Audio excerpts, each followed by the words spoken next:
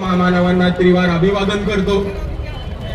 मंचावरती उपस्थित सर्व मान्यवर आणि तसेच 23 मार्च रोजी नागपूरमध्ये उपस्थित झालेल्या भारतातल्या इतिहासातल्या RSSच्या कार्यालयावरती निघालेल्या पहिल्या मोर्चातल्या सहभाग घेणाऱ्या तमाम क्रांतिकारी साथीदारांना माझा जय भीम। मित्रांनो, आज आपण जरी RSSच्या कार्यालयावरती मोर्चा काढत असलो तरी एक गोष्ट आपण सर्वांनी समजून घेतली पाहिजे की आपण RSSच्या विरोधात मोर्चा काढत नाही आहोत। आपण RSSची संवाद साधायला मोर्चा काढतोय आणि त्यांना काही प्रश्न विचारायला मोर्चा काढतोय।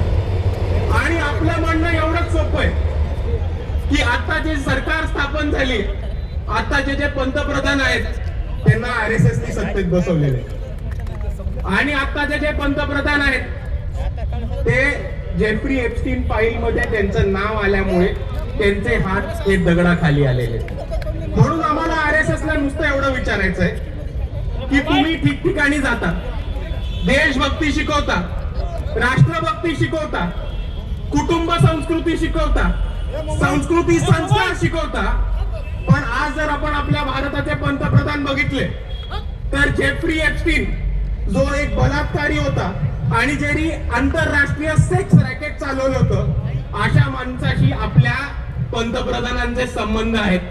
तर असे संबंध असणं तुमच्या कुटुंब व्यवस्थेत बसतं का? तुमच्या कुटुंबी संस्कृतीत बसतं का? आणि तुमच्या संस्कारांची मान्य आहे का?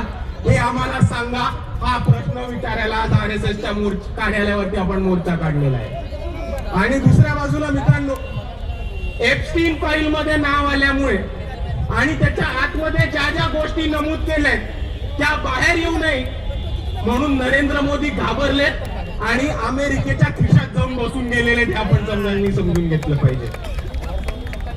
आणि म्हणून या कॉम्प्रोमाइज परिस्थितीत, या घाबरलेल्या अवस्थेमध्ये नरेंद्र मोदींनी अमेरिकेशी एक करार केला आणि त्याच्यामध्ये भारत देश हा विकायला काढलेला आहे।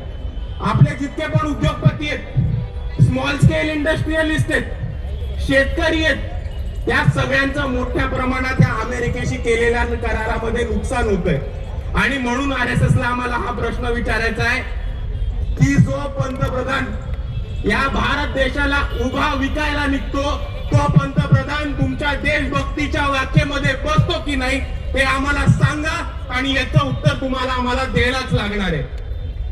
आणि म्हणून मित्रांनो, आज या मोर्चाच्या माध्यमातून आपण RSSला हेच सांगायला चाललोय की सत्ता तुमची आहे, पंतप्रधान तुम्ही बसवलेत, खासदार तुम्ही बसवलेत, घरोघरी प्रचारक तुमचे जातात, भाजपसाठी मत मागतात।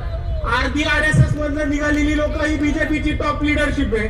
आणि तेवढंच नाही तर पंतप्रधान तुमच्या इकडे येतात, शस्त्रपूजा करतात आणि सरसंघचालकांच्या पाया सुद्धा पडून जातात। आणि म्हणून आम्ही RSSला एवढंच सांगतो की 5 वर्ष सत्ता तुमची आहे, सत्ता तुमच्याकडेच राहणार आहे, पण या देशातल्या मुली पळवणाऱ्या, एका बलात्काराशी संबंध ठेवणाऱ्या आणि ह्या भारत देशाला उभा विकणाऱ्या पंतप्रधानाला तुम्ही पाठिंबा देणार आहात का? का तुम्ही सच्चे देशभक्त बनून या पंतप्रधानांना हटवणार आहात? एवढं आम्हाला सांगा, आम्ही तुमच्या उत्तराची वाट बघतो।